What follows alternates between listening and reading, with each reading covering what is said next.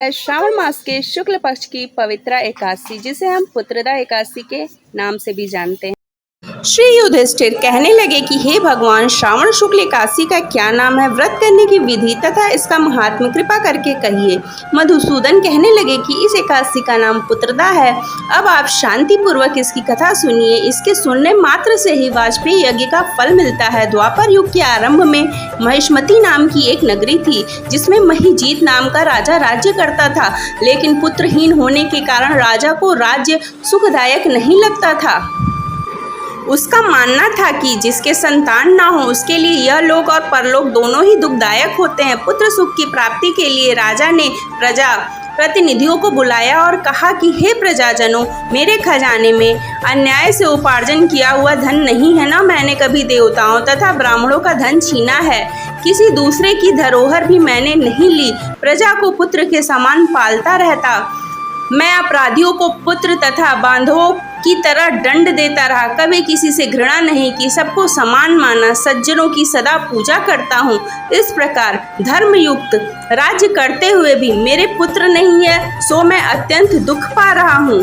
इसका क्या कारण है? राजा महिजीत की इस बात को विचारने के लिए मंत्री तथा राजा के प्रतिनिधि वन को गए। वहाँ बड़े बड़े ऋषि मुनियों के दर्शन किए। राजा की उत्तम कामना की पूर्ति के लिए किसी श्रेष्ठ तपस्वी मुनि को देखते फिरते रहते। एक आश्रम में उन्होंने एक अत्यंत वयोवृद्ध, धर्म के ज्ञाता, बड़े तपस्वी, परमात्मा में मन लगाए हुए, निराहार, जितेंद्रिय, जितात्मा, जीत, क्रोध, सनातन धर्म के गुण तत्वों को जानने वाले, समस्त शास्त्रों के ज्ञाता महात्मा लोमश मुनि को देखा, जिनका कल्प के व्यतीत होने पर भी एक रोम गिरता था। सबने जाकर ऋषि को प्रणाम किया। उन लोगों को देखकर मुनि ने पूछा, आप लोग किस कारण से आए? निसंदेह मैं आप लोगों का हित करूंगा। मेरा जन्म केवल दूसरों के उपकार के लिए हुआ है, इसमें संदेह मत करो। लोमश ऋषि के ऐसे वचन सुनकर सब लोग बोले, हे महर्षि, आप हमारी बात जानने में ब्रह्मा से भी अधिक समर्थ है, अतः आप हमारे इस संदेह को दूर कीजिए। महिष्मती पुरी का राजा धर्मात्मा है। महिजीत प्रजा का पुत्र के समान पालन करता है, फिर भी वह पुत्रहीन होने के कारण दुखी है।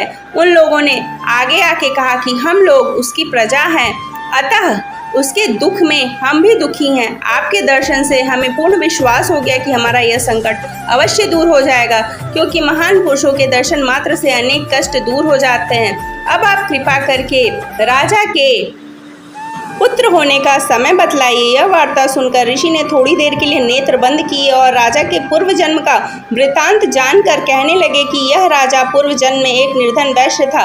निर्धन होने के कारण इसने कई बुरे कर्म किए। यह एक गांव में दूसरे गांव व्यापार करने जाया करता था। एक समय ज्येष्ठ मास के शुक्ल पक्ष की द्वादशी के दिन मध्याह्न के समय वह, जबकि 2 दिन से भूखा प्यासा था, एक जलाशय पर जल पीने गया। उसी स्थान पर तत्काल ही ब्याही हुई प्यासी गौ जल पी रही थी। राजा ने उस प्यासी गाय को जल पीते हुए हटा दिया और स्वयं जल पीने लगा। इसलिए राजा को यह दुख सहना पड़ रहा है। एकादशी के दिन भूखा रहने से वह राजा हुआ और प्यासी गौ को जल पीते हटाने के कारण पुत्र वियोग का दुख सहना पड़ रहा है। ऐसा सुनकर सब लोग कहने लगे कि हे ऋषि, शास्त्रों में पापों का प्रायश्चित भी लिखा था, जिस प्रकार राजा का यह पाप नष्ट हो जाए, आप ऐसा उपाय बतलाइए। लोमश मुनि कहने लगे कि श्रावण शुक्ल पक्ष की एकादशी को, जिसे पुत्रदा एकादशी भी कहते हैं, तुम सब लोग व्रत करो और रात्रि को जागरण करो, तो इसे राजा का यह पूर्व जन्म का पाप अवश्य नष्ट हो जाएगा। साथ ही राजा को पुत्र की अवश्य प्राप्ति होगी। लोमश ऋषि के ऐसे वचन सुनकर मंत्रियों सहित सारी प्रजा नगर को वापस लौट आई और जब श्रावण शुक्ल एकादशी आई तो ऋषि की आज्ञा अनुसार सबने पुत्रदा एकादशी का व्रत किया और जागरण किया। इसके पश्चात द्वादशी के दिन इसके पुण्य का फल राजा को दे दिया गया। इस पुण्य के प्रभाव से रानी ने गर्भ धारण किया और प्रसव काल समाप्त होने पर उसे एक बड़ा तेजस्वी पुत्र उत्पन्न हुआ। इसलिए हे राजन, इस श्रावण शुक्ल एकादशी का नाम पुत्रदा पड़ा। अतः संतान सुख की इच्छा हासिल करने वाले इस व्रत को अवश्य करें। इस कथा को पढ़ने तथा इसके महात्म को सुनने से मनुष्य सब पापों से मुक्त हो जाता है और इस लोक में संतान सुख भोग कर परलोक में स्वर्ग को प्राप्त होता है। जय श्री हरि। राधे राधे।